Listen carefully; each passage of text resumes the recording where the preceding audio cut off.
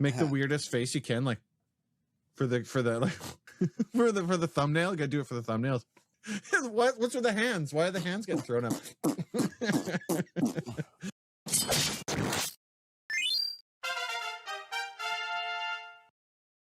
All right, guys, we are here today to talk about some absolute hidden gems, retro hidden gems. Next episode, we're going to do more like modern hidden gems.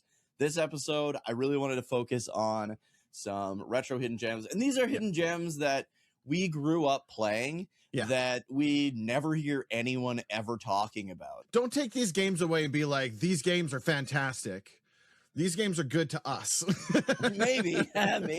No, I think they're good. Like they're all games. the ones they're on my list I have really good games, but if you're gonna play it and be like, DG, that game sucked, look inward, I guess. No, like I am honestly, all of these games on my list are excellent games that I just never hear anybody talk about. A lot of them are games that like completely flew under the radar. Like it's not even that people played them and didn't like them, even though they're good. It's that people probably don't even know these games exist. Yeah. And there's a ton of like YouTube videos that are like hidden gems, check out these hidden gems. And it's like a lot of times the same games over and over again. But these games, I feel like maybe one game on this list will maybe show up in those videos, but this is all games that I grew up playing that I love and I've just never heard anyone talk about before. Yeah, really. and we're calling retro anything from Xbox 360, PS3 down. Yeah, that's what's in scope. If it's outside of those generations, like up, newer, then that one's coming. Next episode, hold on to your titties. It's gonna be a wild ride. All of these games are $8,000 if I wanted to get them. Don't worry, we'll talk about them. You say all like stupid expensive ones? They're all ridiculous. No, like, the ones I have, I'd be shocked if you paid more than $20 for most of these. Dude, yeah, same. That's what I mean. Like these games on my list are so under the radar that you could probably get it for like $5. Like some of these NES ones you can get for like $5 probably. Yeah, so absolutely. But I wanted to start off because it's been like 2 months since we recorded one of these. Yeah. First of all, I want to apologize. I was sick as a dick, and I was like, "What's the point in recording if I'm going to be coughing every 10 seconds, anyways?" Yeah. But yeah, I think it's going to be nice to catch up. First things first, I want to tell everybody, please subscribe to our new podcast channel. So we've got a Relaxed Retro Talk podcast YouTube channel dedicated to the Relaxed Retro Talk podcast. That's where all future podcasts are going to be once I get caught up. It was time to separate. Yeah. It was time to I think it'll be nice that way because then people that only want a retro gaming podcast don't have to get flooded with JRPG stuff, and then people who just want JRPG stuff don't have to be flooded with retro gaming podcasts. Even though you should flood. Please flood. Flood all the things. Please flood us. But yeah, what the plan is I've been sound correcting and cutting out, like re-editing. Yeah, you went back. You've been given the George Lucas approach almost. Yeah, I've been adding like banthas and CGI in the background of all the podcasts. Everything. Episodes. Things walk in front of us. There's that. Right? Remember that one podcast where I pulled out my gun and shot you, and then you shot and it missed. Yeah, I changed it so that I'm like, and then and your so shot it makes goes it look off like first. it was my fault all along. Yes, I appreciate the extra effort you've gone. I think the kids will really appreciate that. Barbar Jinx. Yeah. So if you want the best version of the Relaxed Retro Talk podcast, the past ones, please check out Relaxed Retro Talk podcast on YouTube. You can just search Relaxed Retro Talk podcast. I'll put the links in the comments below. It's still on Spotify where it was originally. Oh yeah, Spotify. That hasn't changed. Those spots haven't changed. But we're talking about the YouTube. When you want to see our smiling faces, that's where you'll find us over. That's like where you'll in find pain us. or something. Yeah. But yeah, I want to say, like, what have you been playing since we last talked? I think was like December, right? Our best of the year was like late December. Yeah, we wrap things up towards the end of 2025, and then we always take a little bit of a break because both of us have crazy like holiday seasons. There is a lot going on in our world, in and out, and just keeping top of the other stuff. So there's always a bit of a gap. So for those that are following the podcast, never fear. We're always around, but never fear. We're always here. We're always here. And so January, I was supposed to start. So I wrapped up Earthbound. I finished the game. Oh, right. Fantastic game. I really honestly believe that you're going to have a good time with it, because the entire time I was playing Earthbound, I was like, this feels a lot like Dragon Quest.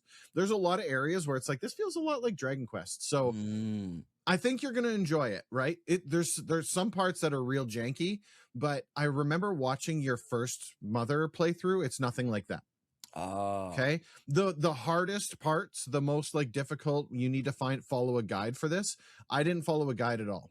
And in the game, there's a built-in like hint guy. You pay him $50 and he tells you like, here's what you should do next kind of thing. I didn't use him even one time. Oh, nice. Okay. So that's good to know. If I can get through that, I really feel that you can get through it, because you're better at those types of games than I. But I finished Earthbound, and it was fantastic. I see now why everybody loves that game so much, because it is very well done. I am disappointed to find that it didn't do so well over here, but apparently I looked into like the ad. Dude, what the they were ads doing for that to game were advertise so it. dumb. They were awful. They're like, this game stinks, right? Like, it makes sense why it was like that. And also they felt that they had to package the player's guide, the strategy guide, with the game, because people would be too stupid to get from beginning to end. Yeah. So no, it was really good. It was a really good playthrough. I'd highly recommend it. Fantastic game. Then I was supposed to jump into Final Fantasy VIII. That was the game plan. Start Final Fantasy VIII at the beginning of the year, because this year I have a ludicrous amount of JRPGs to get through. There's no way I'm getting through them all in 2026. Like, I've got enough JRPG, I think, to last me to 2028 at this point. And for Christmas, I got a copy of Sea of Stars. So I added another one into the file. Sea of Stars is good. Yeah. So upcoming. So I had Final Fantasy VIII. Then I had both Lunar games, both Suikoden games, Dragon Quest 1, 2. Dragon Quest 11 is still on my list. I have to play it at some point, right? Yeah, you do. And like all of these games, all of these JRPG games that are like a ludicrous amount of time. And Krim bought me a game too. Krim, that guy. Son of a biscuit. He bought me a copy of Tales of Vesperia Definitive Edition.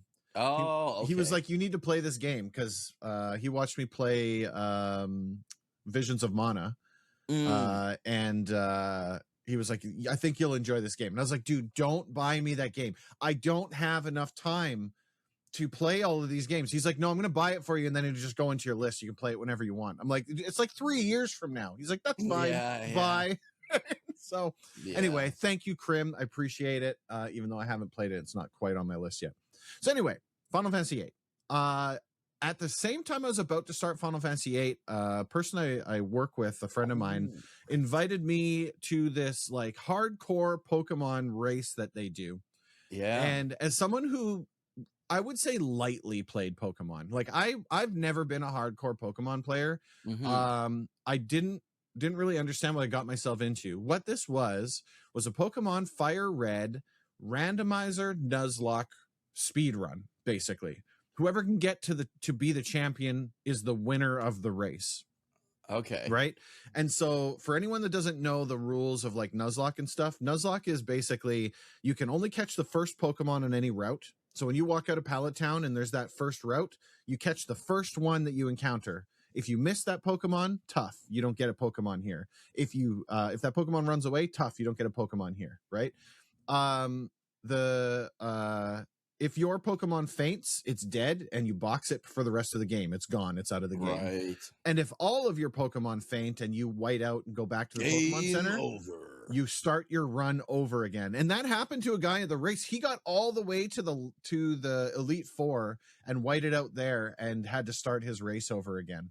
Damn. Right? Like, it's crazy. So anyway, long story short, throughout the month of January, I was doing runs through Fire Red so that I could even know like where to go. Right. I was like, where's my notes here?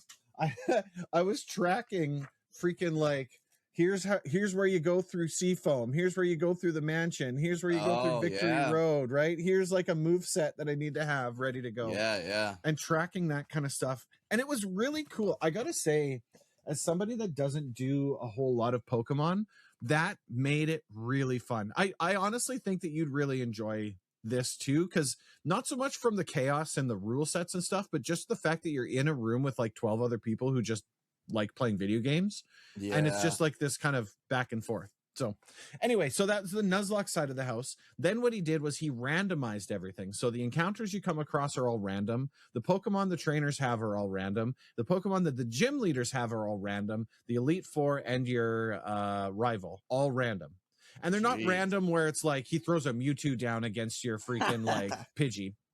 But it's within level ranges, right? Right. The cool thing though was your rival changes his party around as the game progresses, just like you do. He catches more Pokemon and he makes his party better. So he always has a mix. You don't know what you're coming up against. What he's gonna have. Yeah. And then on top of all of that, it's a speed run race. I finished in about 2 hours 45 minutes, which I think is pretty reasonable. That's really good. I was in 4th place. That's awesome. The guy who won the race, 1 hour 20 minutes. That's crazy. Less than half the amount of time it took me to finish. He was done. Yeah, but this was your first time. This is my first one. Doing anything like this at all. Dude. I never in my life. Like, I'm impressed as heck. No, it worked out. It might be something that I might suggest to the Discord for us to do is just kind of like a fun thing, like a Saturday afternoon. Because I mean, you're in and out within 3 hours, right? The game is sped up, so we play it at like 5 times speed or whatever it is. So you're able to juice your Pokemon real quick. Like by the time I'm walking into the Elite Four, I've got like a 65, a 55, and a 50 kind of thing, right? Like you're kind of set up for success as long as you don't make a mistake, kind of thing. Yeah. But it was tons of fun. I really enjoyed it. And they invited me to come to the next one. So the cool thing that they did with this too is the people who won the race. So the first place down to like 6th place, he's now going to change in. We're doing Pokemon Emerald next. So the champion is going to be whoever won the race, and the Elite Four are going to be the people who came in. That's cool. That's such a good idea. So there's going to be a DG Elite Four that you have to fight in the game, who's going to have my party from the Fire Red, right? Oh, that's so cool. It's really cool. Dude. Yeah, I thought that was so cool. That was such a cool touch. So anyway, that's my January, and now I finally have started Final Fantasy VIII with a lot of help from you to get up and running. But we're off to a good start, and so it's my intention to kind of wrap Final Fantasy VIII either by the end of February or the middle of March. Is kind of where I've figured that about the time frame where I should. I think that's doable. Yeah. What about you, man? I've been we did Spacemas in December, of course. I think we talked about that on the year-end thing. And then, man, what have I been doing? What did I do in January? I don't even remember, dude. Dragon Quest. Yeah, that was February that came out. Was it Dragon Quest 1 and 2? Or did you wrap those before? That was like last year. That was before Spacemas. Before December? Yeah. Okay. I don't even know what the hell I did all January long, to be completely honest. Well, let's tune in. I ended up getting so sick. I had you were having a rough go. Or whatever. You did a lot of Dragon Quest 10. Right.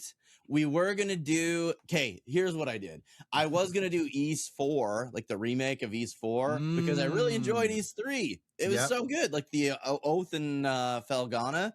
So I was like, oh, let's do Memories of Celceta, because Oath and Felgana was an absolute blast. Yep. Fucking hated it. Oh yeah, you didn't have a fun time with that. The gameplay was good, like the combat was pretty good, and like the movement and stuff. There were some dumb things where like if you like, I get it, some games have like a fog of war in a dungeon if you haven't been there, but this had fog of war in the rooms you've already been to. So it's like there's no mini map to these dungeons, and every time you go into a room, you're like, oh, it seems like you haven't been there, but it's like, because it's all dark. And then you're like, oh, I've fucking been here like 3 times already. Yeah.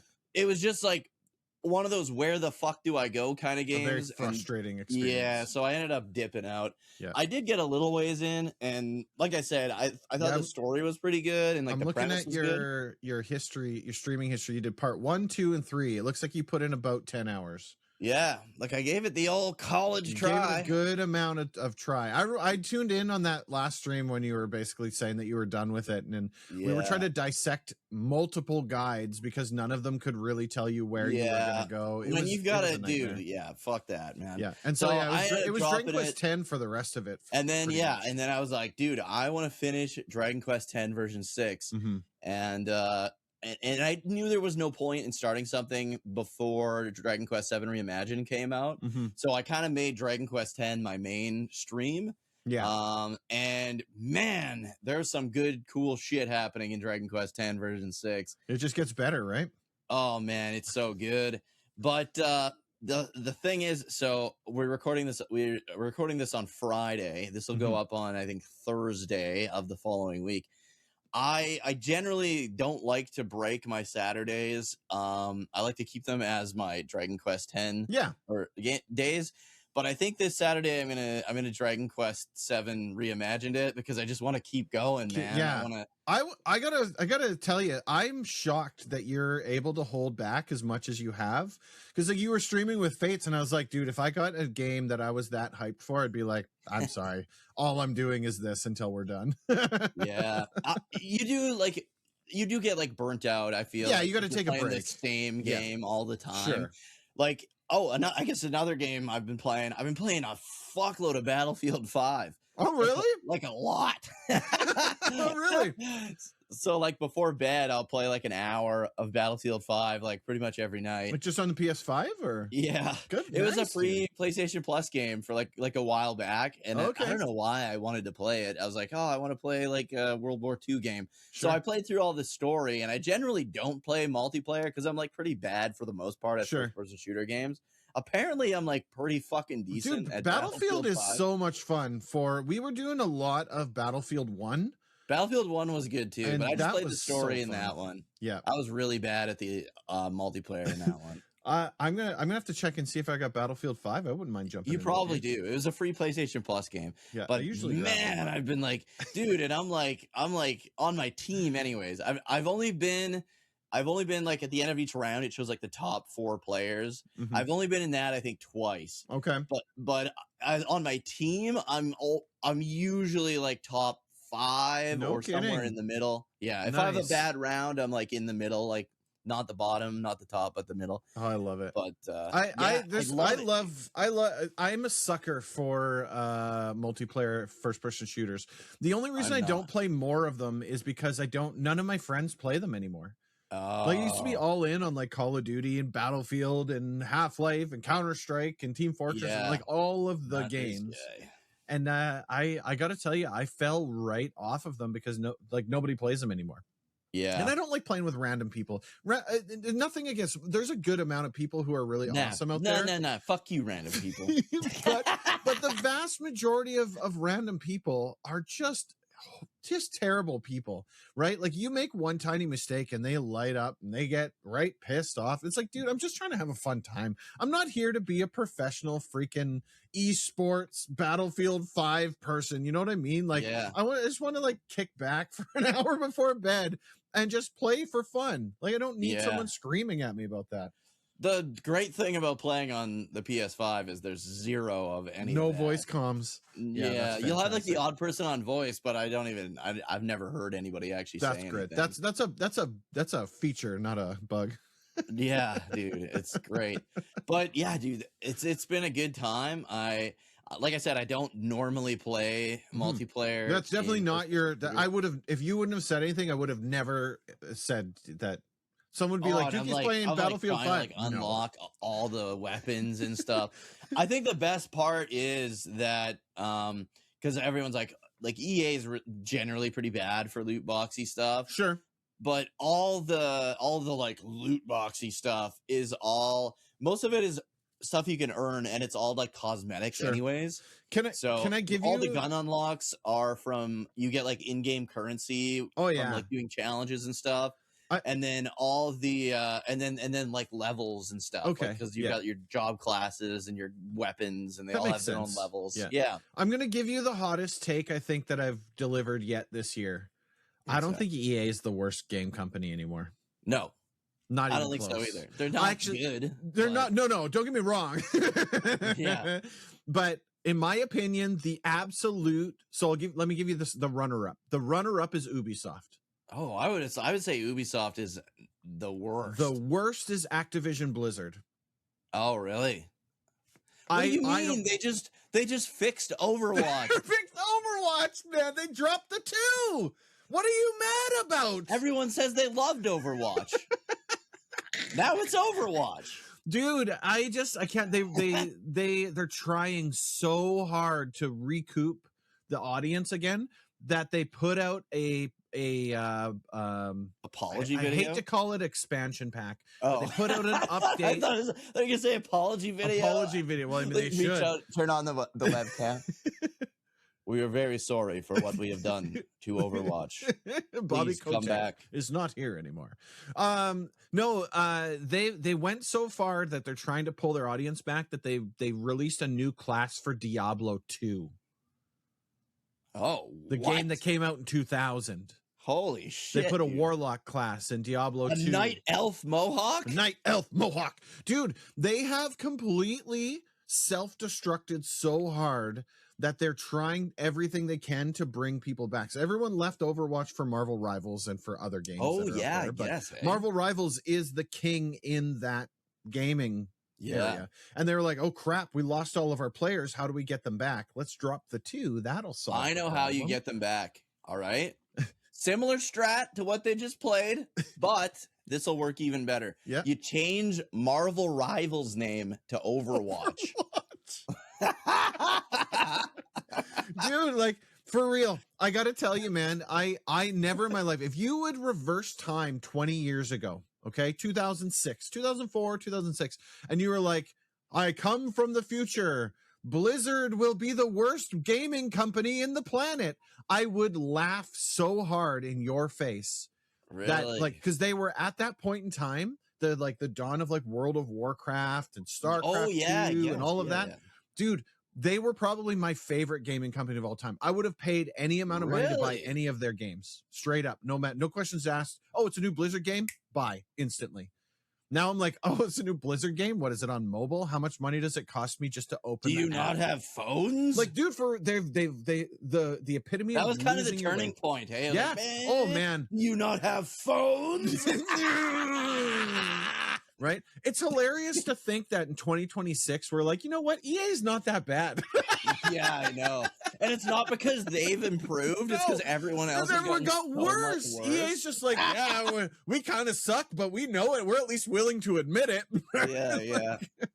Yeah. But yeah, no, Battlefield 5. I love it. That's great. fantastic.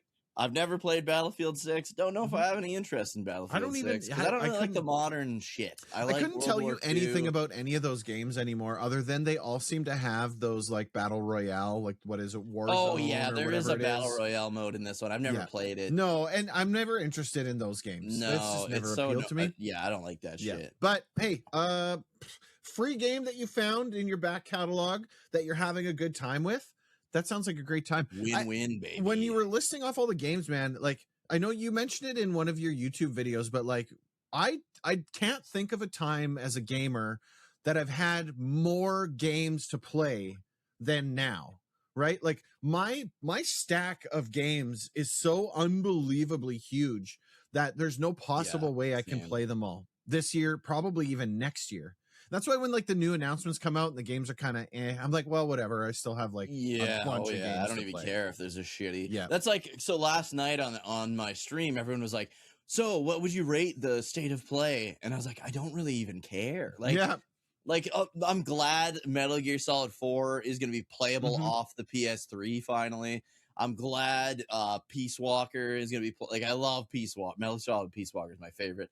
And the fact that if you and Fates finally sit down and play through the Metal Gear games, we can probably play online co-op through Peace Walker, which would be great. I was thinking it'd be a good opportunity to use that as a JRPG palette cleanser. Yeah, in between each one. I'm really eyeing up. I know you said that Master Collection or whatever isn't really good, but I'm kind of eyeing it up for. Apparently, they made a bunch of updates to it. Or I something saw like that. yesterday that like the graphical updates and stuff like that. So maybe it's going to be playable. I don't know. I'm gonna have to look more into it. But I really would like to play that. Out of all the games, my history of gaming, that's the #1 series that everyone's like, oh, you need to play these games. I'm like, they never good. appealed to They're me. They're cheesy. They're like cheesy, but like a good, like action, like an 80s movie, like action cheesy kind of. Like Arnold but also like Schwarzenegger. they're really deep. Like Sure.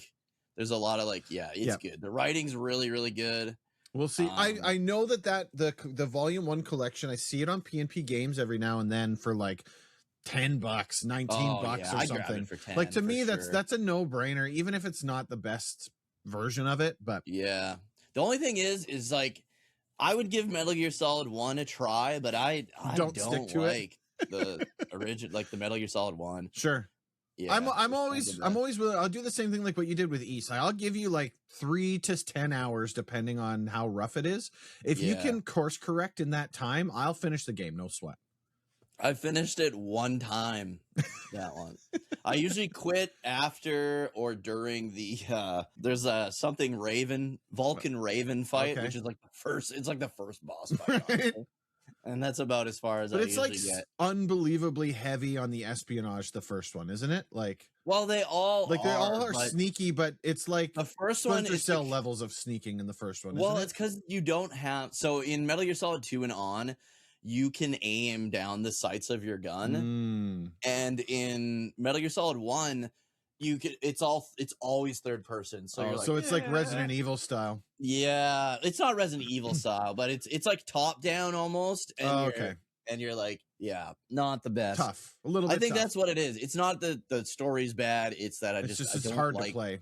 Yeah, it's just hard to play. All right. I mean, my expectations are tempered. I'm going into the series expecting not to enjoy it because it's not really my style of game. But so many people have told me like, no, like don't think of it, because I'm like, I hated Splinter Cell. I don't do the sneaking around, shooting out light bulbs. Here's the thing with Metal Gear Solid, or just Metal Gear in general. Well, not Metal, because classic Metal Gear, you're fucked if you don't sneak good enough. But that's the other thing.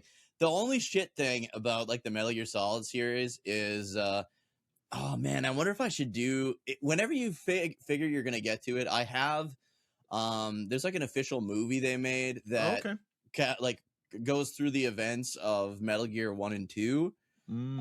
That's probably the best way to experience it if you're not into like retro stealth games. And because the problem is a lot of like, even from Metal Gear Solid 1, they're always like referencing what happened in Metal Gear 1 and 2. Like a lot of big stuff happened in those games. Metal Gear 2 is fucking good, honestly. Like the NES? No, not the NES. They were released on the MSX2 because that was like pretty popular in Japan, especially with Konami. Is it like PC console thing? But you can with Metal Gear Solid 3 Substance, you could it had both the actual and translated. Oh, cool. Yeah. So I don't know if they threw that into that I don't know what they're calling it, Legacy Collection or whatever. Legacy Collection. Yeah, I don't know if they threw that into the first one or not, but if it is, maybe give that a try. But I don't know. I don't know if you'd like those ones. But Metal Gear Solid 2. Here's the thing: everybody, when Metal Gear Solid 2 came out, because the ads all showed Solid Snake, and the demo was all the tanker missions, so it's all Solid Snake. Like probably 90% of the game, you're playing as a new character, and people were pissed. They were not happy. Yeah, dude. And it's so good though. I really, really like it. I really like the new character. It was good. I love Metal Gear Solid 2. Metal Gear Solid 2 was my favorite for a really long time, and then I recently replayed Metal Gear Solid 3 and Peace Walker and all that. Not recently, I should say, probably like 5 years ago. And then I was like, I think I like Peace Walker and Metal Gear Solid 3 a little bit better now. But yeah, no, they're really good. Definitely check them out. They're fucking some of the best games. One of the best series ever made. Do not play what was that shitty one that came out? It's like a zombie game. It was after Kojima left the company, and they're like, "Oh, we could make money if we put a Metal Gear sticker on." Now that Kojima's out of the way, definitely check that out. But let's get in to the main topic. Yeah, talking about hidden gem retro games Yeah. that we grew up playing. I'll let you start because you said you got like an I have an honorable mention. And then 5. We each picked 5. So. 5. And he broke the rules. I broke the rules. That's my fault. But with that being said, I said I know you're going to agree with me on this one. So my honorable mention, I'll just throw it out first before we get into the numbers. Castlevania Harmony of Despair. Oh, right. I don't even that. Yeah, I guess it's that's PS3. Yeah. It was a lot of fun. They need to re-release that. They have to put it back out. I don't think a lot of people know about it. And the beauty with Castlevania Harmony of Despair is it's multiplayer Castlevania. You run through, it had its own levels, but it also had the entirety of Castlevania 1 in there. Yes, that was the best. And it had parts of Symphony of the Night. Yeah. It had. You still haven't played Symphony of the Night. Still haven't played Symphony. It's on my list. Jesus Christ. I'm telling you, I got so many games, dude. So many games. Yeah. Harmony of Despair is amazing. You know what's funny? You can play as like your favorite characters and level them up. Well, and it had RPG elements. You level them up. You change your weapons out. You get some armor. You get costumes, and it was great. It was a very, very good game. And yeah, it absolutely needs to get re-released again because that was fun. We had a ton of fun with that. I didn't even play it with you guys the original time you went through. I had no idea the game even existed. Yeah. Right. Wasn't that like your first Castlevania game? It was pretty close. I had always dabbled into Castlevania, but never actually completed any of them. Oh, okay, so at this point though, I've completed Castlevania 1, 2, and 4. Okay. And Rondo? What was the Genesis? Oh yeah, Rondo. Was it Rondo? Did you do Bloodlines on the Genesis? No, I did. You gotta do Bloodlines. I bought the pack. That was like it was Rondo and Symphony of the Night, right? Yeah. So I bought the pack and I played through Rondo. I haven't done Symphony of the Night. That one's sitting waiting. I think I might be able to get into it this year, but you gotta do Bloodlines, bro. Yeah, you were saying to do that one too, and that one's also. I do want to go back to 3. I think I'll have to follow a guide this time, but like 3, I got absolutely. Dude, it's hard as fuck. No matter what route you take, it's gonna be hard, dude. But if you go with Sypha or Grant Dynasty, I think those routes, and I think I went the Alucard route. And you did. Mad. It's the hardest. Yeah, it's getting grumpy because you need to use Alucard to fly. Like they just like purposely remove the floor in like a lot of areas so that you have to use Alucard to fly through them. And if you run out of hearts, you're just fucked. You're just done. Can't. Game over. Best of luck. And the boss fight is so hard in that one, like the final boss. But so yeah, so that was my honorable mention, Castlevania Harmony of Despair. And the reason I knew you wouldn't have put it on because it's pretty late. Like when we're talking retro, like it's at the end of the timeline of what we're talking about, right? But it was a lot of fun, and I don't think a lot of people know about that game. It was just so much fun playing through like Castlevania 1. Yeah. Like it literally like the NES like sprite background. Oh yeah, it had the whole thing. Well, and you've got 4 people in there. And so you're on voice chat, you're like working together. It was so much fun. Dude. So much fun. Yeah, a lot of fun. I really enjoyed that. Do a sequel. What? Don't even remaster it. Just do Harmony of Despair 2. Give us a Harmony of Despair 2. Yeah, put some of the freaking Game Boy Advance or the DS ones in there. Right? They are in there. No, but like more. Give me more of like the later. Yeah, more. And then you could add like the shitty like Shadows, Lords of Shadow characters and stuff too, right? It was great. It was a solid game. That was a very well done one. Yeah. Konami's giving me a bit of hope with their announcement yesterday. Dude, what was with Konami stealing the state of play? They went from like we hate video games to maybe we should do that. Maybe we should make some of those video games again. Apparently, I'm excited for the new Castlevania. It looked the art good. style is different than I was expecting. Yeah, but the gameplay looked on point. It looked good. So. It reminds me a little bit about like how Hades plays. And it's got that kind of real, like zippy kind of movement. Yeah, that movement and that art style is kind of like. I'm definitely going to keep an eye out on it. I won't say that I'm going to get it right away, but it looks I'll wait promising. and hear how it is. It looks promising. There's a lot of room for them to screw things up, but it looks promising. Yeah, it does. So anyway, that's my honorable mention. Do you want to start with? Where do you want to go? 5 down? 5, 4, 3, 2, 1? Or is yours in that order? I'm going or did you just list them? The way I'm listing them is from like oldest to newest. Oldest to newest. Okay, I'll fix my list so that it matches with I'll do my I'll do my first pick then. Okay. This might be on your list. This is the only one I think that might be on both of our list. Okay. And that is Power Blade on the NES. So you let it slip when we were talking about it, and so I specifically didn't put it on my list. Okay. Because I knew that you mentioned that one, but 100%, dude, Power Blade is fantastic. That game's great. Good. And we bought it on a whim. I think my dad saw it at Canadian Tire in the bargain bin and was like, "Here you go, you can have this game."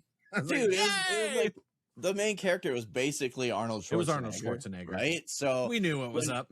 Yeah, I mean, and my dad loved Arnie. I loved Arnie, especially back in that day. So, like, I don't know when I got it. I was like too young to remember that, but it would have been probably like a birthday or Christmas or something. For sure. And dude, I love Power Blade so much. It's good. It's such a good game. It's so like it's so similar to something like Mega Man, but also so different because you've got your main weapon is this boomerang. Every time you like kill an enemy, there's a chance they'll like drop an upgrade for your boomerang, or they'll drop health or a grenade.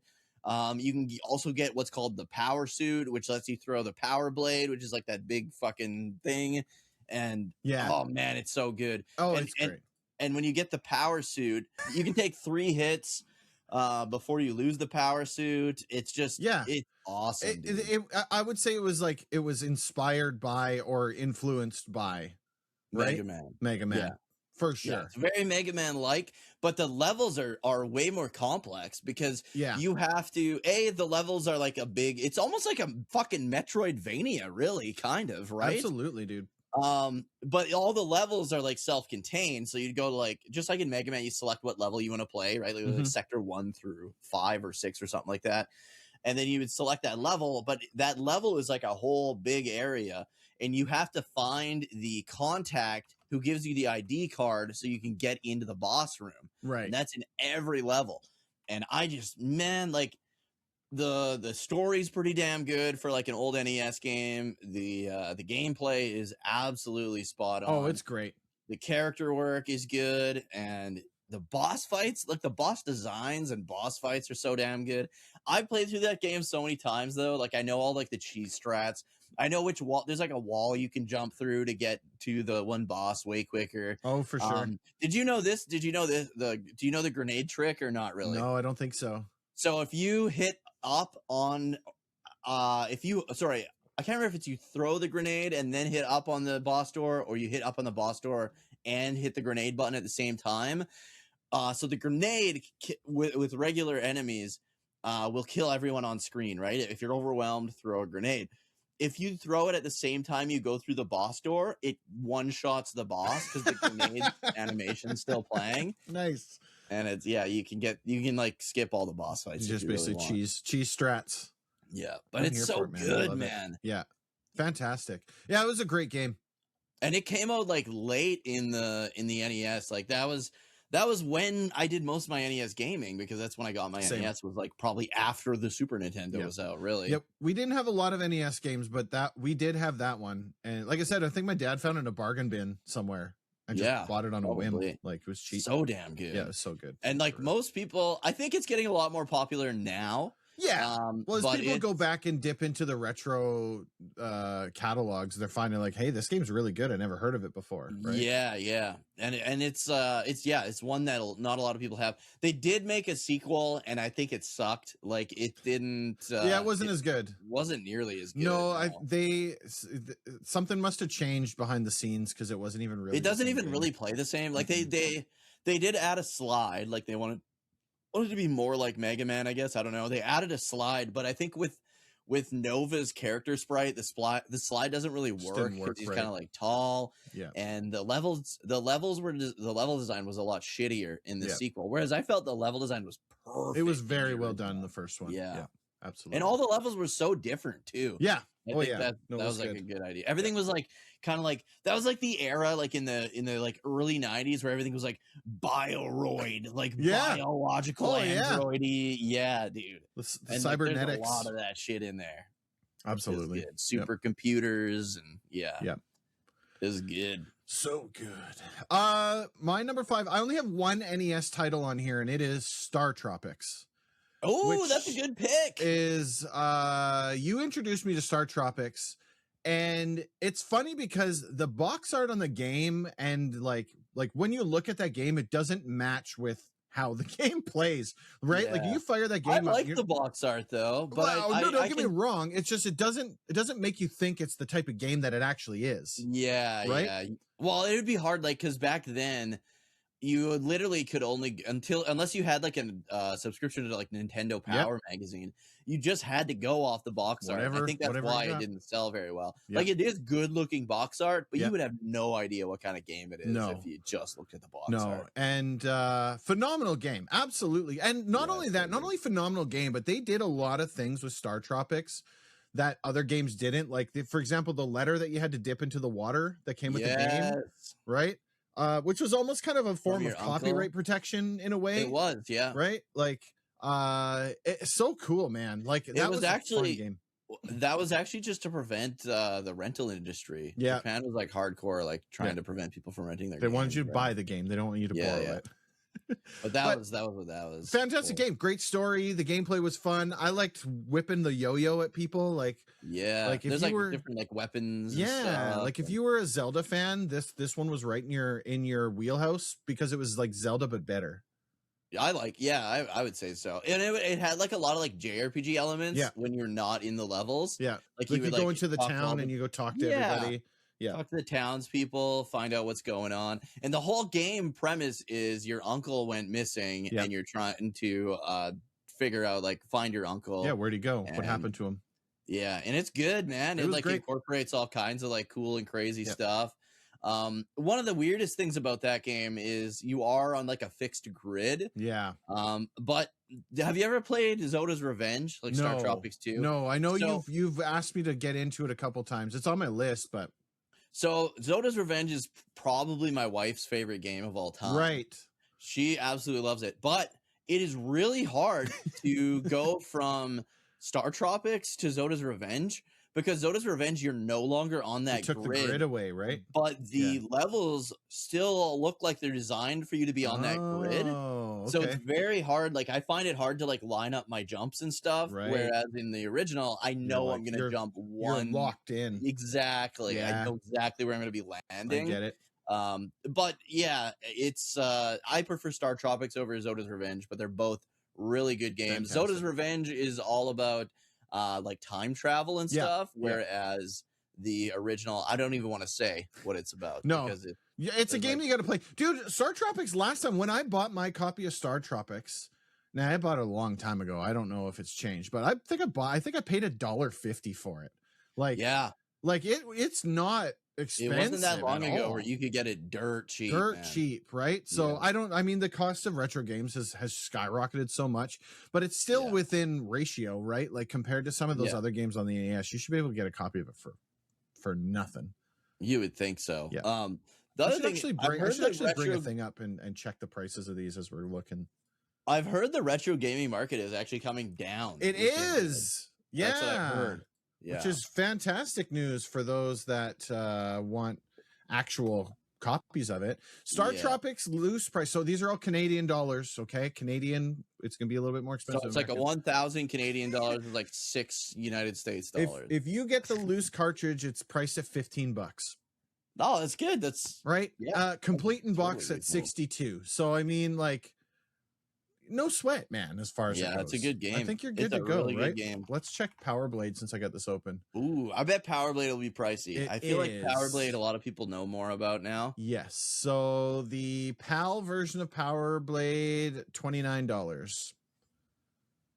What's the difference between these two? North American. Oh, PAL's not North American. Okay, and North American's 115. Holy shit! I kind of figured, man. Do you have a copy, just the cartridge, or do you have a box?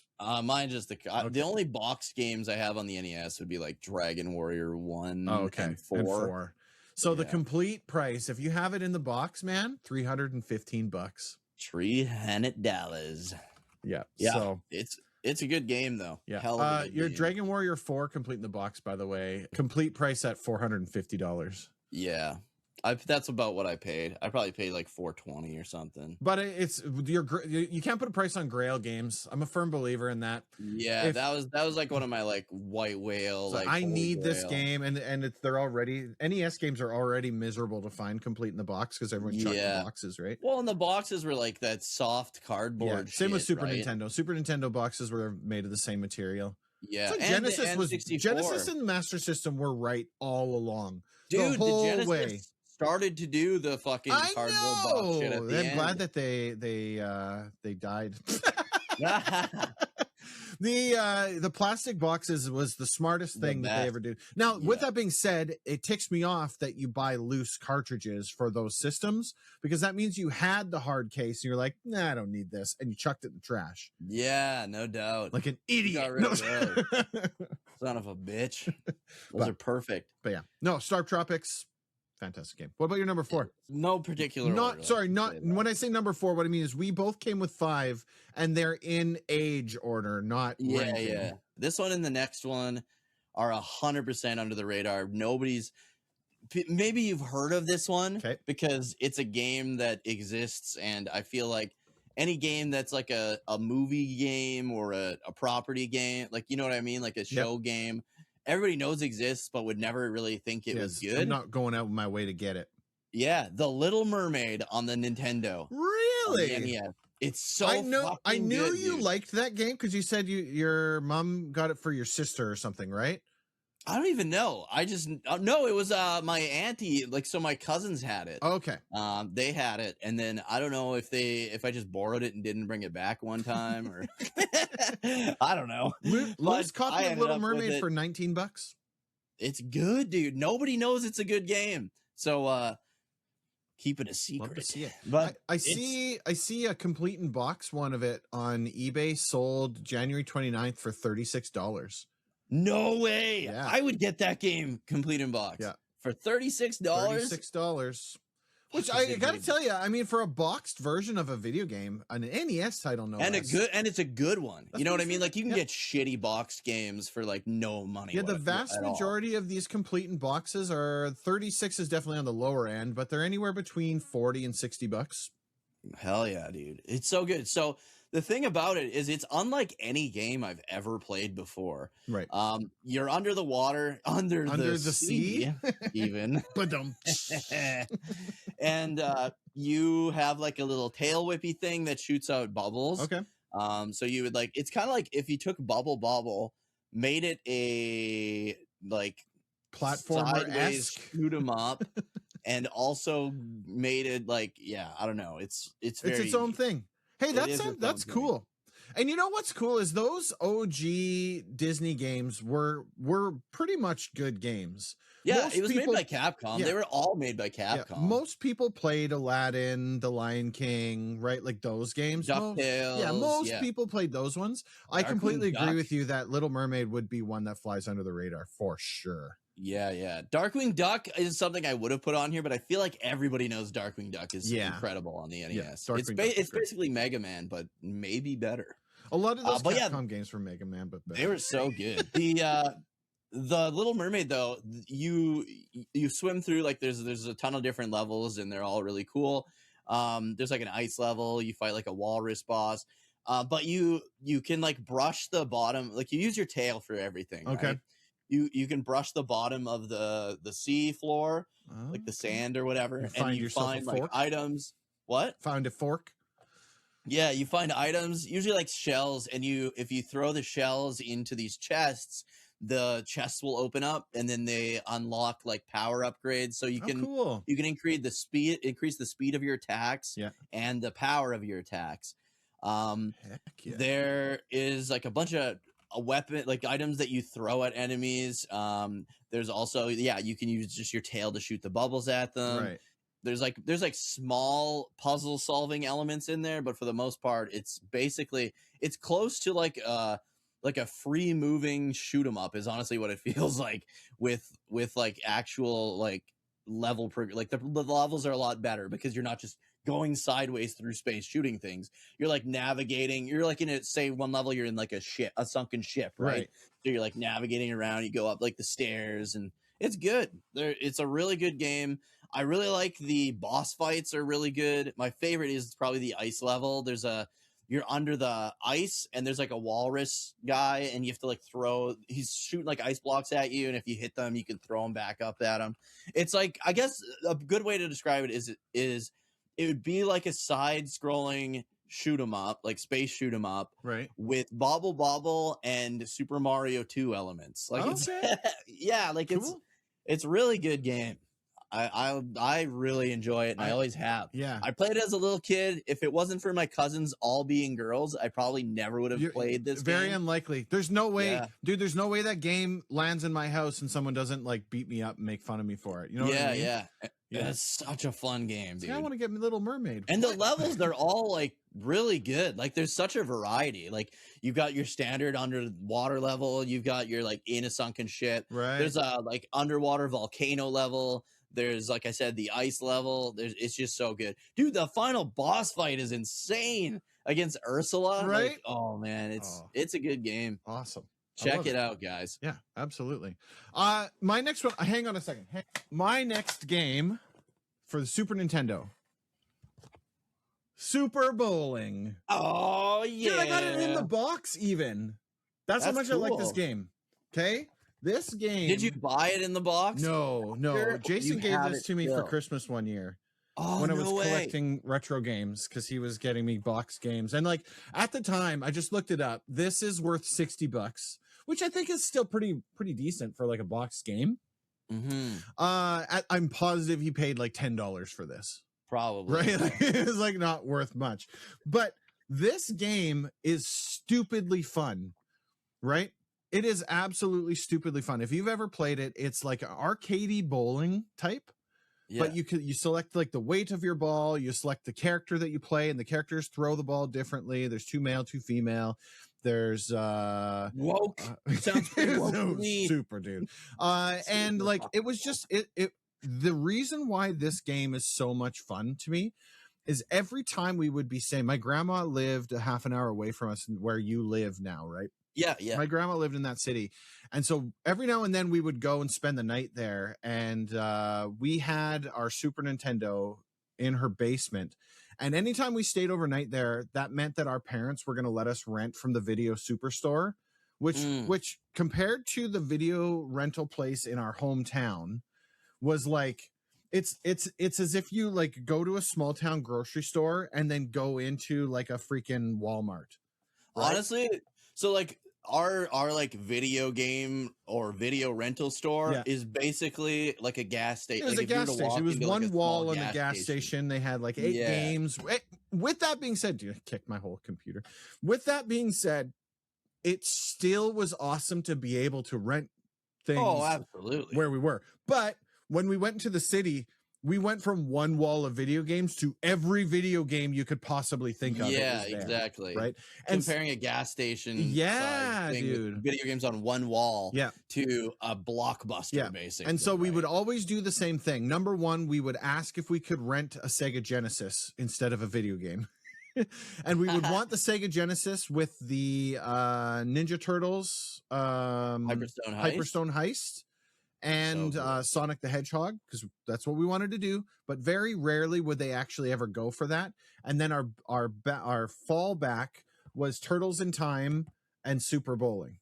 Oh. And the reason why we liked Super Bowling so much is if you can see right here, it says 1 to 4 players. Oh, and right, because you would just pass the controller. We passed the controller, and you could play 3 players on the Super Nintendo, which when you have 3 boys in the house and they're going to fight over who gets to be players 1 and 2, adding the 3rd player made this game really good. No and I can't doubt. remember who it was that said, let's get the bowling game. And I always thought that this game was called Super Turkey Bowling because of the turkey. Right, I remember because see him. Because when I was like looking, because when I was like downloading Super NES games, I was like, which games should I play? Because like I know like the main ones, right? Yeah. But I was like, what are some oddball? And you were like, you need to check out Super Turkey Bowling. And I was like, I'm not finding this game anywhere. Bowling. No, we always thought it was Super Turkey Bowling, but it's literally called Super Bowling, and it is a very simple game. You are not going to get a year's worth of play out of this. But if you have 4 people in the room, this game's an absolute riot to play. So 100%. And all the characters were like, they had names like Pins Peterson, you know, Spinner Spencer, right? Muscles Maxwell. And Red then, Randall. was that Red Randall? She's got the precision game down pat, right? Who would you play as? So everyone was fighting to be Pins. No way. And then second player would go to Maxwell, right? Muscle Maxwell. And then whoever was unfortunately third player had to play one of the girls. And we would always make fun of the brother who had to play as one of the girls. But the girls are the best bowlers in the game. Just saying. Wow. Woke. Throwing that out there, that unbeknownst to everybody, that we should have actually been picking the girls. But when you're an 8-year-old boy, the last thing you want to be is a girl. Yeah. Oh yeah. Dude, I remember so in the 90s. I had like a stepbrother, and we would play Blades of Steel all the time. Sure. And he would always make me play as Minnesota because they're pink. Yeah. Yeah. And then he's like, "Oh, look at you, a little girl. Look at me and a little girl team." Dude, you made me pick them. Dude, like, the 90s was a wild time. Okay, it's nothing like it is today. But in the 90s, the last thing you wanted to do was be like, my favorite bowling character is Red Randall, the girl with the pink hair. And then everyone's like, ha, ha, ha, ha, ha, ha. Now it doesn't matter. Now it's like, she's the best. You guys suck. Yeah. So anyway, yeah, I this has become one of the treasures in my limited retro collection. I should buy some of those plastic sleeves to put over these things. Yeah, you can get them pretty cheap. Yeah, I know Next Level Game Exchange has them. Yeah, I should get a few of those. But and anyway, dirt cheap. Super Bowling, fantastic game. I have those plastic things for my Dragon Warrior. It makes sense. Yeah. Like, and to be perfectly honest, I rarely pull anything out of that collection of retro games. The reason why that's there is I had envisioned long ago putting shelves up and then putting them up or some kind of like thing. But you like, could put I've got so much crap here. I feel like if you put a little shelf under the Zoidberg poster and just put your boxed or your like expensive games on it. I'm probably gonna I don't want to do it, but I'm probably gonna put my guitars away just because they're collecting dust and they just need to go away. Yeah. And then put something there. Do you have I'm not even gonna say it because it's not gonna be on your hidden gems because you never fucking played it. Fucking Ogre Battle 64. Do you have that complete in box? No, I just have the cartridge for that one. I was gonna say, dude, you've got like $1,000. Can you imagine if I had that complete in box? No. So you know what's really funny about Ogre Battle 64 is I didn't even realize what it was. So I bought. Somebody had posted on Facebook. This would have been a while ago when retro games weren't crazy. Yeah, like mid 2000s. I wanted a Nintendo 64 to play Ocarina of Time. Everybody was like, you have to play Ocarina of Time. It's the best game in the world. You need to play it. Spoiler alert, I didn't like it. But this guy was like, I've got a 64 for sale, $20. And it was like the 64 plus a controller and like 8 games, and I bought it for $20, and Ogre Battle 64 was in it. And I was going through all my games with Dukey, and I was like, I've never heard of this stupid game before. You're like, that's the only game on the 64 that's actually good. And loose price. Apparently the game's worth $250 right now. So yeah, it's good, man. It's a good time. But I don't know what I was gonna say. Oh yeah, I just wanted to see if you had that in box. No, I don't have it in the box. I've got very few games in box. I do have a copy of Diddy Kong or Donkey Kong Country 2 complete in the box. Oh, really? Yeah. I bet that's worth a lot. Because even like not in box, that game's expensive. I just have the Super Famicom version. Oh, do you? Because it's not like I'm missing out on the deep DKC lore by having the cutscenes in the dialogue in Japanese. Very little. Yeah. I'm looking at it on Price Charting has it at about $150. So. Yeah. But I mean, the prices 100% have definitely started to come down, right? Like at one point, this game loose was worth $60, and now it's $34, right? Okay. Yeah, I mean, and price charting is just a point, right? It doesn't mean you're going to get it for that price, but Yeah, exactly. Anyway. My next game is another one that I grew up playing, and this is another one. It was at my auntie's place, and I don't know why they had it. I'm gonna grab the box because it looks. If you have it, terrible. yeah. I think if you have that, this was the only one I could do that with. I don't actually have the box for fill the air with noise. 100% I can. Yeah. Should we talk I'm grabbing the rest. I'm grabbing all. Get them games. all. I don't know why I didn't do this. You should have done it. Get them all. No, I don't have a lot of box games. I have all of these games except for my last two because I was an idiot and I sold my Xbox along with all of my games. Spoiler alert, those games are Xbox games that are coming up. But the other ones I actually have the cartridges for, which I feel is still pretty impressive considering the fact that how hard it is to collect retro games in this day and age. And the other problem is fighting off all the resellers, because I don't want to buy the game to sell it again. I want to buy the game to collect it myself and potentially play it. As I started getting into streaming, I quickly learned that playing retro games on stream is very difficult, because if you don't have the actual thing, and Dukey's got this now, this orange box thing, and he'd have to talk to the specifics of it. It's a SCART cables and stuff like that does the proper color corrections and makes it so that it looks actually good. If you don't have that type of a setup, everything looks really awful. I had tried to stream Yo Noid directly off of my NES, and man, did it look not not good. Like that one game was terrible. And then I ended up what did I do to put that one on? I think I had a virtual console copy of it on my Wii U or something like that. Either that or I had it on emulation. But I feel emulation is not a big deal if you own the actual game. But I agree. I had done the I had patched it through like a high def source, and then everything was good after that. So what's that thing? Yeah. What's that box that you use to get the games to look right? I can't remember what SCART? it's called. No, SCART is the cable. That's so, the cables. Okay. I can't remember what it is. It's an upscaler. It's an orange box. It's an orange box and thing. It's an upscaler.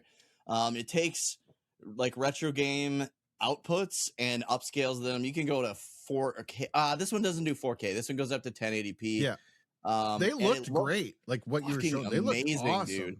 So I bought these SCART cables because that's like the highest quality way you can color correcting from these. Yeah. And oh my God, does it look so good. Yeah. The only ones that I can't get looking like amazing would be like the NES and the N64, because they have the NES doesn't have. It didn't even have an S video out. I can only use those. Is RCA. Yeah. And then the N64. The N64, a lot of people don't know this, and the PS2 has this as well, actually. It's kind of stupid. They have like a blur filter on them. Oh, really? Yeah. So like even like running component cables out of my PS2, it's a little bit, there's a little blur, weird, smudgy blur. That sucks. And same with the N64. Like you can go as high quality as you want. It's always going to have that weird little blur. Right. But everything else looks amazing. Like my Saturn, I've got SCART cables for the Master System now. I've got I mean, like you bought your whole kit, like, yeah, and it wasn't even Genesis, that expensive. 32X, fucking right. Like it wasn't even that expensive, right? At the end of the day. No. It's like $25 for the cables. That's nothing considering you get to play on the original hardware. Yes, and then the orange box was a little bit more. It's like $150, I think you said. Yeah, something like that. Yeah. And then you can get the, I can't remember even what they're called. There's like the fancy version of the orange box that's like $300, and it's like this does the exact same thing for way less. There's no downsides. But yeah, I couldn't find the box, or I couldn't find Little Mermaid for whatever reason, and I also couldn't find Power Blade. We're past those already, anyways. I know. I just wanted to show them, but this is the next game I wanted to talk about. I'm so used to my camera. Desperados. Dashin Desperados. That's a great game.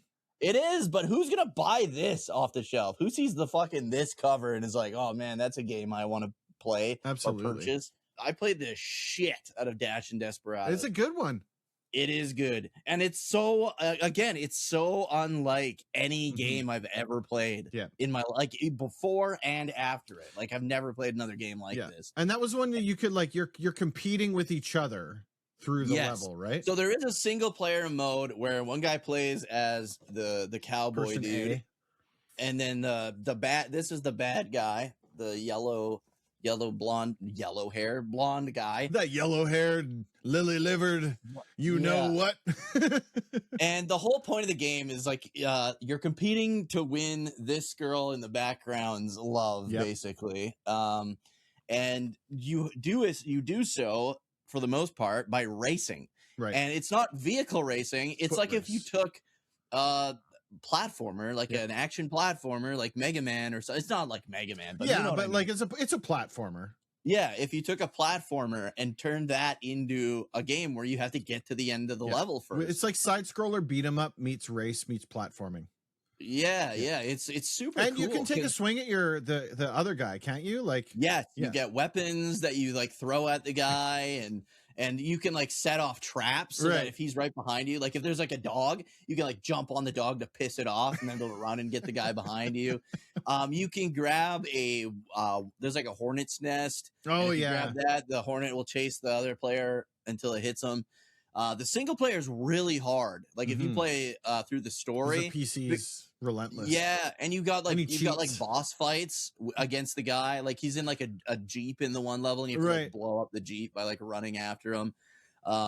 It's so good though, and some of the levels are just get to the end of the level first. Some of them are there'll be an item at the end of the level that you have to collect and then get back. So you're gonna meet the other character at some point, right?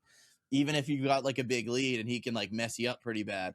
You can't die. There's no health, but you have like a you get stunned. Almost like a speed. Yeah, you get stunned, and there's like a speed kind of meter or whatever. And yeah, it's good. Man. That one was good. That was a lot of fun. That was a great game. It's so much fun. I want to play it.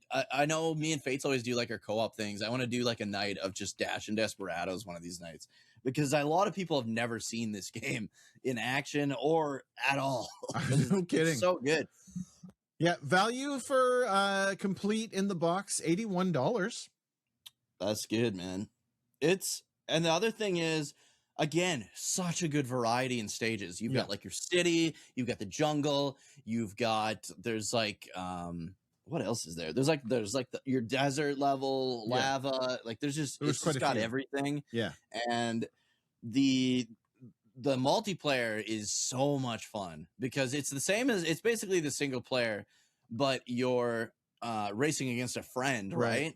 And there still is the odd boss fight. Like there's the jungle level, there's a gorilla that kidnaps the girl, and whoever kills the gorilla wins that round, right? And it keeps track of each level has 3 levels in it, I believe.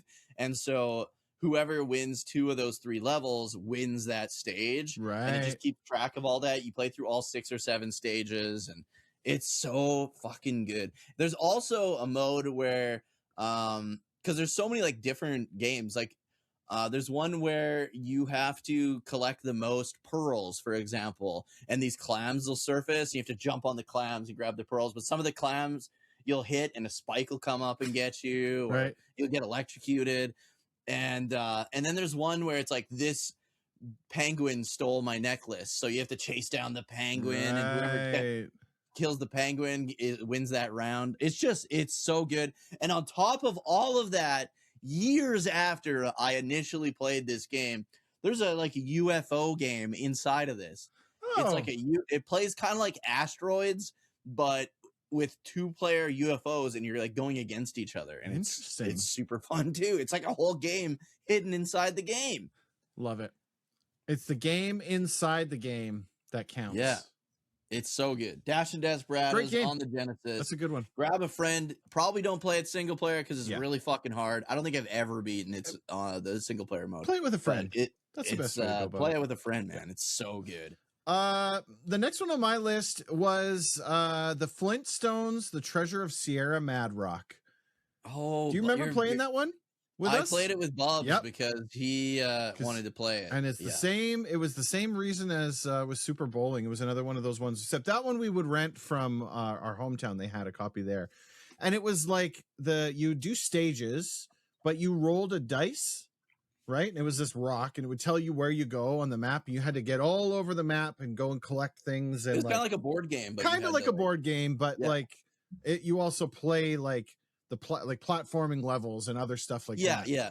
And it was a great 2-player game. Levels.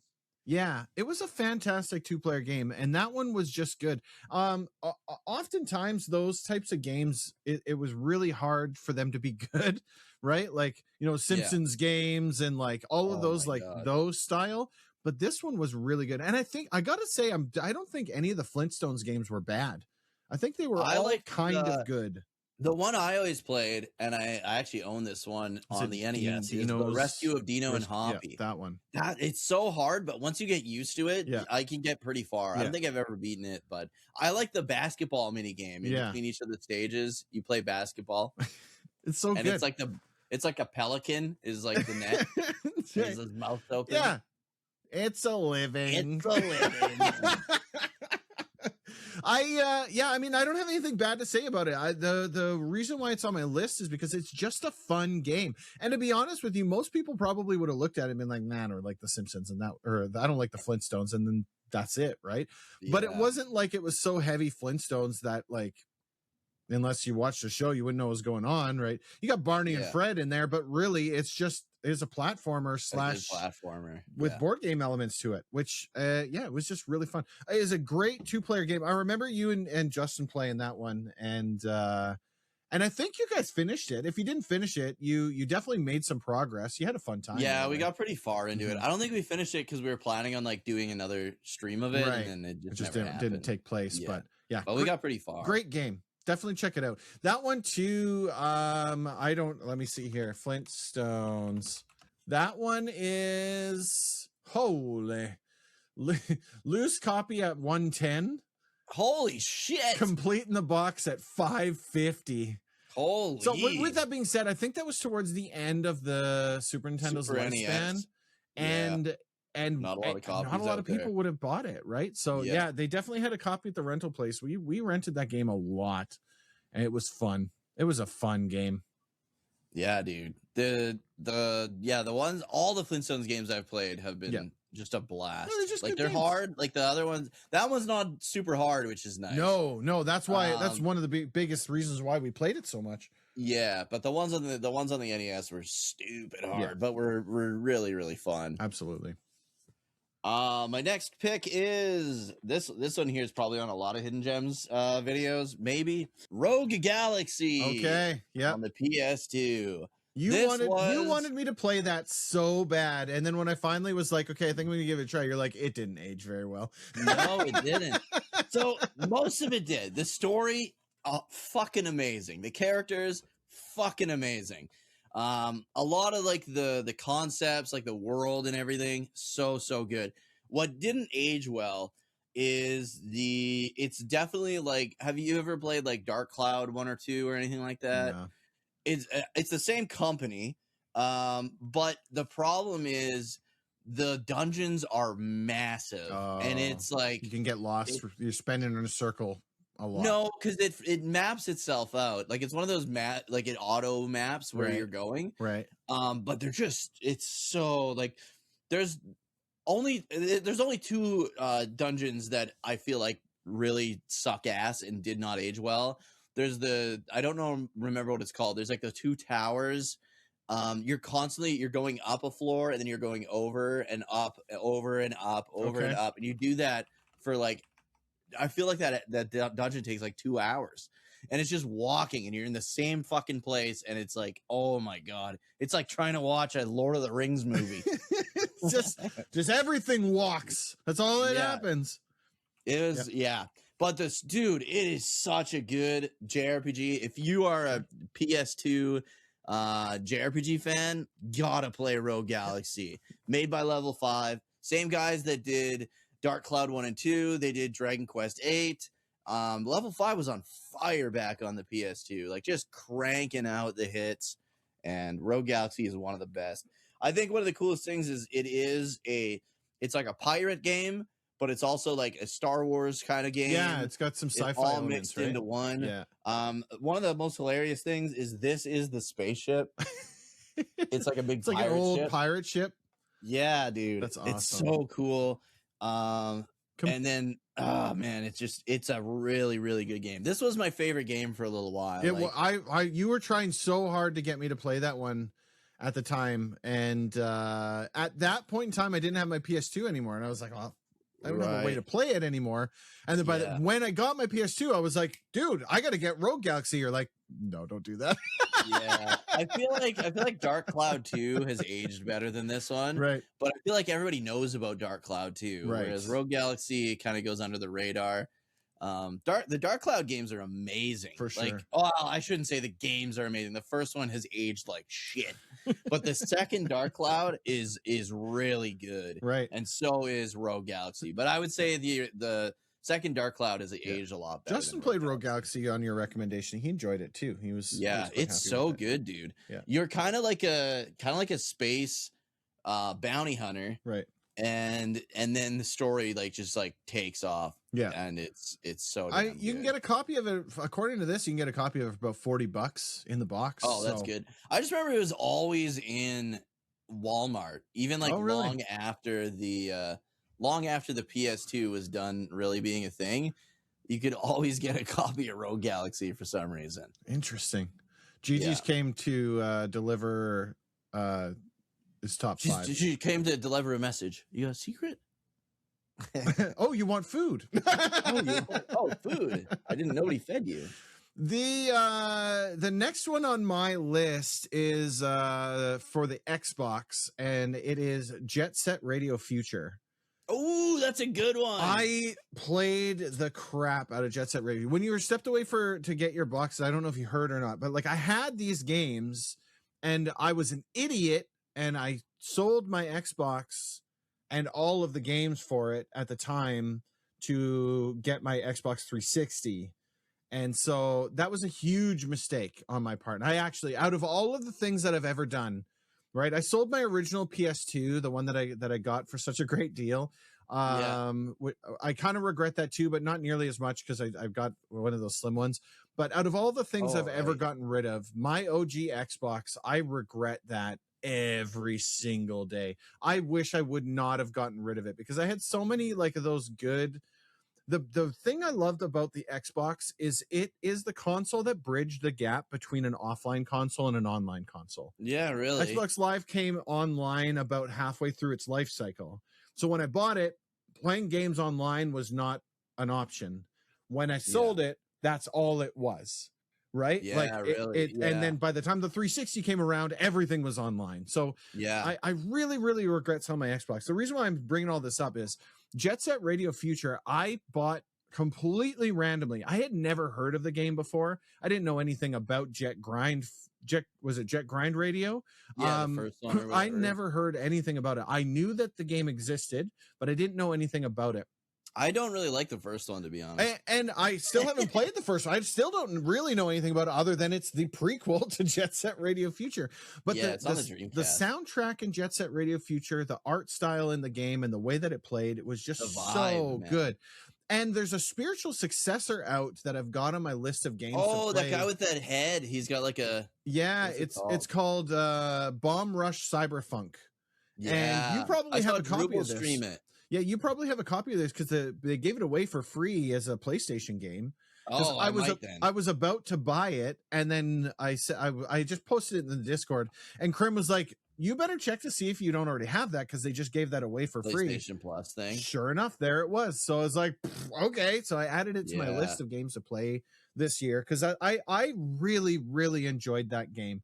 It's the epitome of do whatever you want in the game. There's a story, you can follow it, but if you just want to go into the world and screw around for 20 minutes, go ahead and do it. And it had this really good soundtrack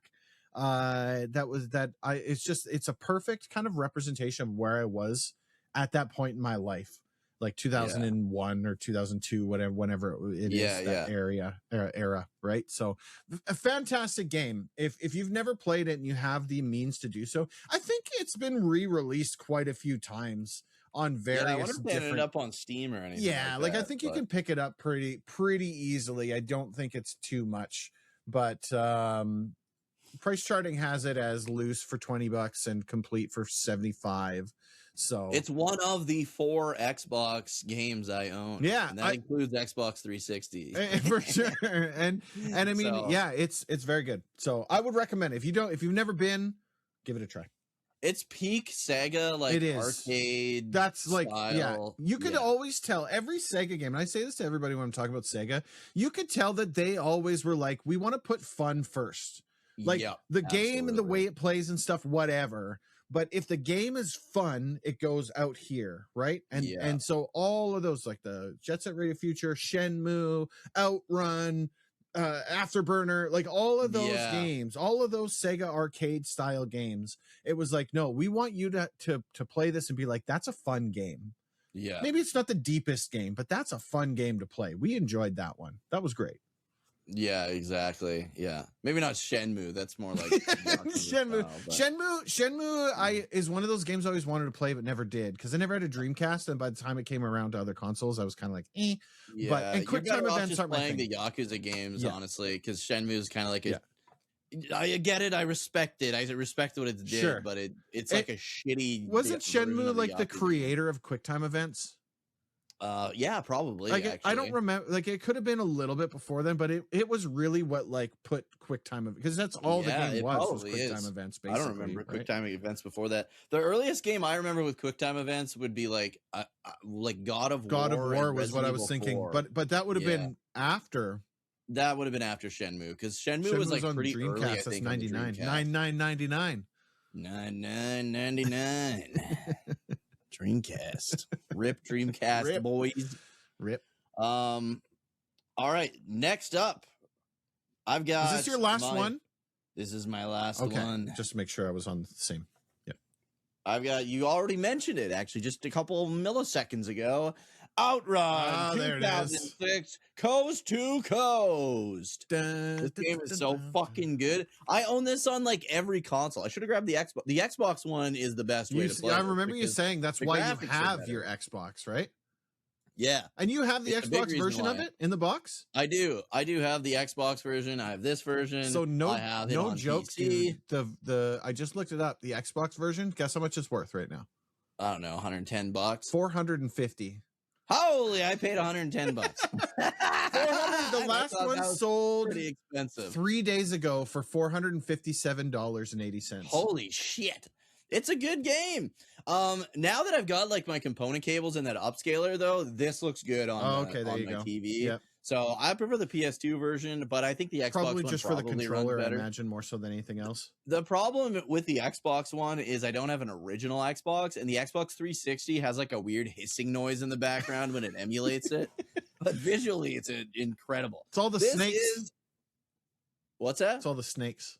It's all the snakes they package in the. Yeah, you have to feed them. You have to 360. feed the snakes in the 360. The reason they called it the Xbox 360 is there's 360 little snakes in little the snaky Xbox, little snakes. and they're cold-blooded, and that was actually the cooling system of the Xbox. That's why they red 360. ringed, because you weren't And they taking used care to of red the ring because if a snakes. snake died, it wouldn't keep it cool. It wouldn't circulate the coolant properly. Got to be smarter about it. That's how they did it. But yeah, this game, the best driving game of all time, in my opinion. Yeah, The best. you've spoken Absolute beat. quite. And was this the one you did at Spectrefest? Yes, Yes. probably every Spectre Fest, honestly. This 'cause one, this this is- one was really cool. It looks good. It's fast. So good. The soundtrack is fantastic. Oh yeah, It was really good. Outrun The is drift a mechanics. solid game, man. it is the best. It is. Sega should definitely do some prison time for never making a Outrun 3. Yeah. So what this is Outrun 2 with extra content is what Outrun Okay. 2006 Coast to Coast is. Outrun 2 was also amazing. That was actually the version I played first. I had that on the PS3. Oh. And it was a game that was on the PS3, but not here in North America. Okay. So that was back when you could literally just give a friend your PlayStation log on like details, and they could just log in as you, download all the games, or Oh, download all the games you bought, and then log in as themselves and not And have they to worry weren't about region it. locked either. You could get them all. Yeah. Yeah. So, well, they were region Well, they were locked, region and locked, that's but why you we had to needed. do it. There was ways to deal with that. Yeah. So what ended up happening? So in the Discord, Dr. Pee Poop, he is his name in the Discord. Me and him, we've been friends for like years, right? Yeah. And he lives in the UAE, and in North America, you could get Afterburner. It was stupid. So Sega released Afterburner Climax on the PS3 in North America, and Outrun 2 in like Europe and the Middle East for whatever reason, but they didn't release them cross in both. So I was like, well, I'll give you my login so you can also play Afterburner Climax. And then if you give me your login so I can play Outrun 2. And I played so much Outrun 2 on the PS3. Right. And then I wanted to get 2006 because it's even better. Like, it adds a ton of extra stuff. There's like the heart attack mode where you have because in every Outrun game from the very beginning, you've got your girlfriend in the passenger seat. And like the whole point of the game is it's just a cool drive through the countryside, through different countries and stuff. And, but in heart attack mode, every like checkpoint is a new like thing you have to do. So, and it's to like impress your girlfriend. So one of them will be like drift as much as you can possibly can, right? So you're just like drifting like crazy, and you see like her heart meter going up. And then when you finish, it gives you like a rating, and you need a certain rating to pass. Right. Some of them are like pass these many cars, pass in between these many cars. And it's such a fun game. Best driving game ever. Best drifting mechanics. And you've got like the slipstream mechanics. So you want to follow like close behind the cars so you can gain speed that your car normally can't gain. So you can like kind of slingshot past them. It's just such a fucking good game. It looks amazing, especially for like a PS2 original Xbox era game, and it's so fucking good. Unreal. I've got nothing to add. So I've never actually played that. I've done a little bit of Outrun, but I haven't done a lot of it. But with that same thing being said, if it's the same one I'm thinking of, I'm pretty sure it is the one that you did at Spectrefest. Yeah, it looks slick, and I like how Outrun can stitch the line between fast but playable, right? Like F-Zero is fast but unplayable on the 64 and on the right? It gets too much, especially the it's super one. fast. But it's really, really hard to control it. And I found that when you were running through Outrun that it was very, very well balanced in that regard, right? Yeah, it is. Yeah. It's so good, man. So, so my next one, my last one, I guess, to mention is Hunter the Reckoning for Xbox. And I don't even know if you even know about this game. Never heard of that. So Hunter the Reckoning is a long-standing tabletop RPG. It's been out, it's like since the 90s, right? Like think Dungeons and Dragons, but it's like vampires and werewolves and stuff like that. Oh, okay. So there's Hunter the Reckoning, Vampire the Masquerade, right? Oh, I remember Vampire. Right. I played Vampire the Masquerade Redemption on PC a long ass time ago. So you played something similar, right? It's all in the same. So it plays similar, like same devs kind of thing. I mean, I don't know about that, but I mean, it's all the content is all in the same kind of universe, just different sections of it, kind of thing. Oh, I didn't know that. Right? So, that's cool. Hunter the Reckoning. The intention is that you are hunters. You're these people who hunt down undeads, zombies, bad guys, right? Like the supernatural bad guys, right? And what it was on the Xbox, and I think it's on the Xbox, the GameCube. I can't remember. But we played it on the Xbox, and what it was almost kind of like a top-down shoot 'em up kind of thing, like think like Smash TV, but instead of it just being top down, it was kind of a bit of an angle. You'd walk through the areas and right. And so the reason why we liked it so much is because you play up to 4 players again, right? And so the Xbox had it built in already for multi people, like you had four controller slots.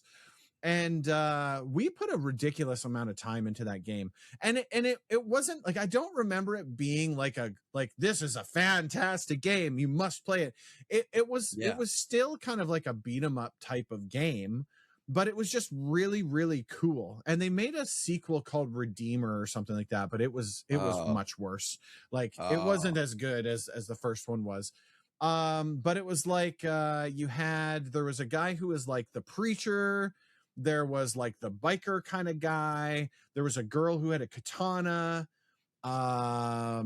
And I can't remember. I can't remember who the fourth one was. But like they all had their own like character and their makeup, and you like level them up and you find new weapons. And is it kind of like those Baldur's no, not Baldur's Gate, like those gauntlets, kind of like that.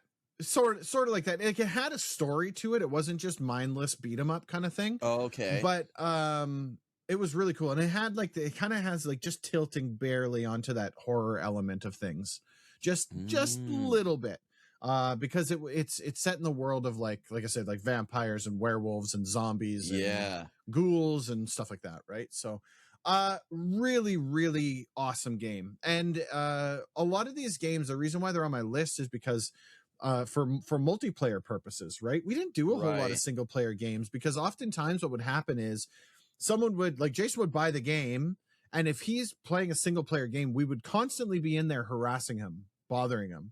And so it was easier for him to lean into a multiplayer game and then just kick the crap out of us because he's better at it than we are. Than it was to play a single player game and constantly be answering questions and stuff like that. So games like Hunter the Reckoning and Flintstones and Super Bowling, that is the reason why they're on my list, is because I have good, fond memories of playing those games as a kid. Good multiplayer, they're just great multiplayer games, right? So, and Hunter the Reckoning was really, really good. Now, with that being said, I had Hunter the Reckoning at my 5th place, like on this list.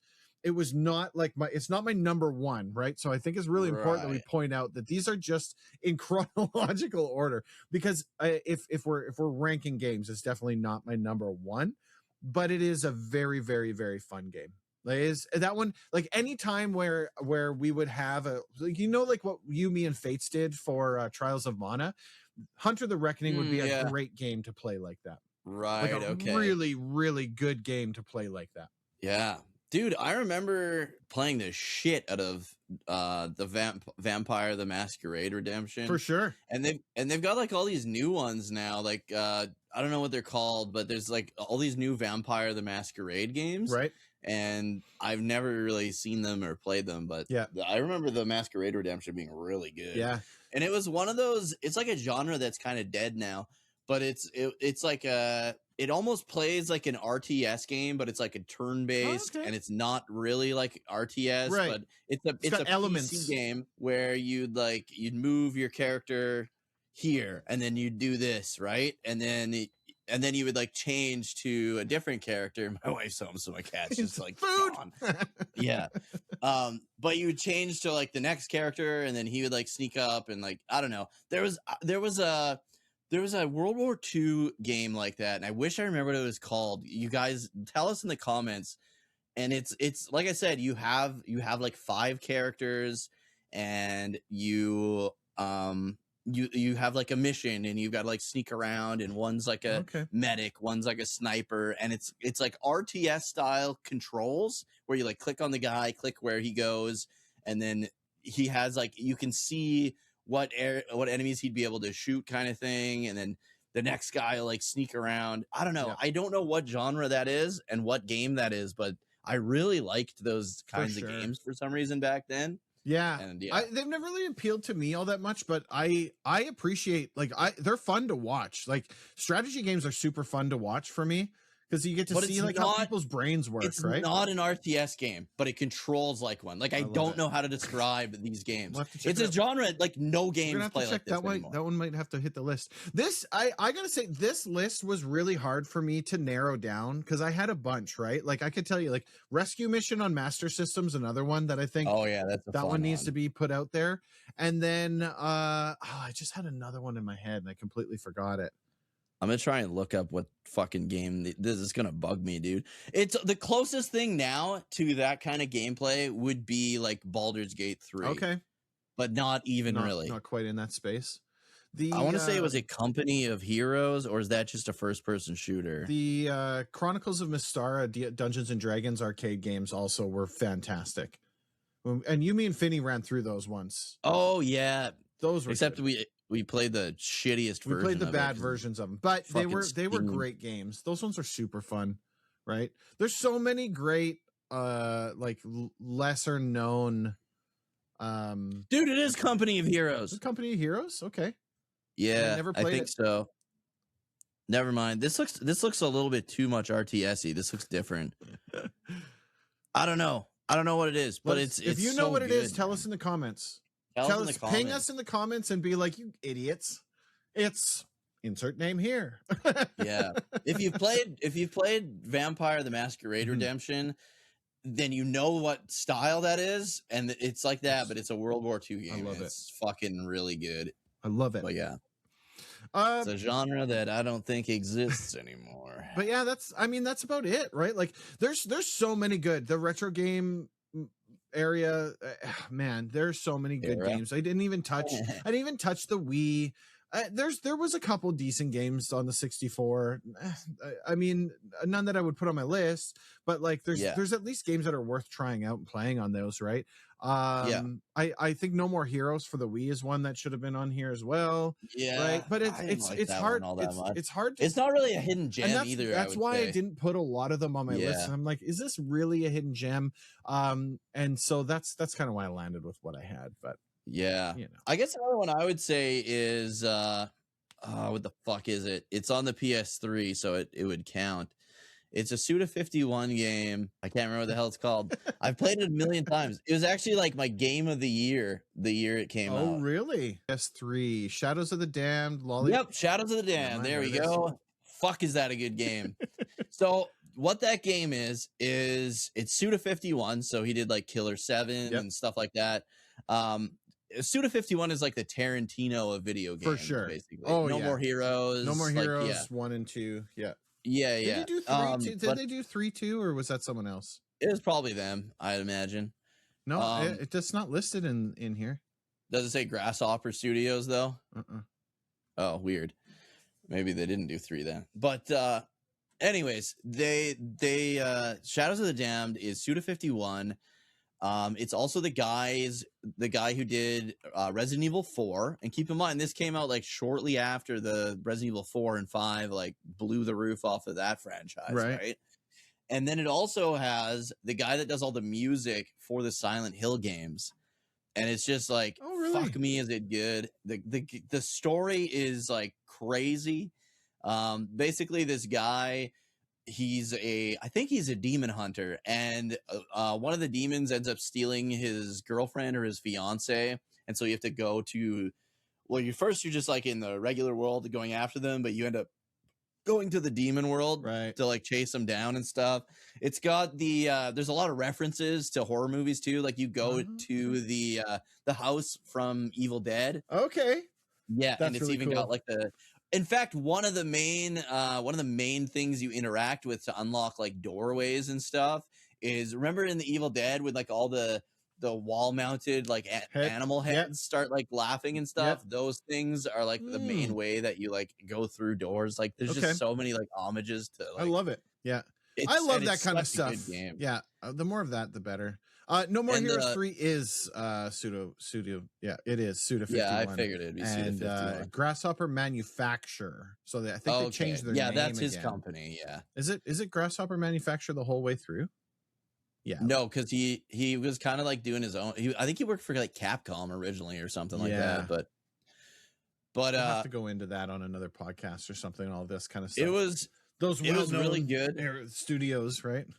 And it also had like the perfect sense of humor for that era too. Like, yeah, the guy that's like kind of like your sidekick and turns into all your weapons, his name is Johnson. Okay. So to level him up, they're like, you have to enhance your Johnson.